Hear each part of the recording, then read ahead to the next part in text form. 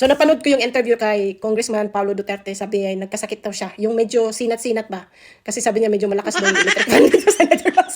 Alam niyo kasi mga silingan, pag kayong galing ka ng Pilipinas, syempre mainit sa Pilipinas. Pagdating mo dito, lalo na dito sa Netherlands, ano sila yung, hindi mo magets yung weather nila. Minsan nga, sa isa kaadlaw, upat ka weather. Na ice, usahay mo ulan, mo init, tapos hangin kayo. So, weird kayo dari ang ilahang weather. Even it's summer, kung dili jud ka anad sa ilang weather, magkasakit jud ka.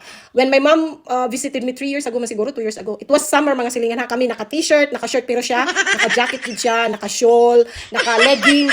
Kay bugnaw jud sa iya. Kay ang 27 degrees diri mga silingan. Even now, it's only 22 degrees. Pero init na kay na sa amua diri. Pero kung bag-o ka diri sa Netherlands, tugnaw gyud ng 22 no. Kay unsag weather na to das Pilipinas nga maabot og 40 no. So mabaguhan jud imong lawas. So yeah, at least okay na si Kong, pero ingon palagi siya kusog daw ang electric fan diri sa Netherlands. Kusog jud mga silingan kay hangin pa imo. Pero at least okay na siya.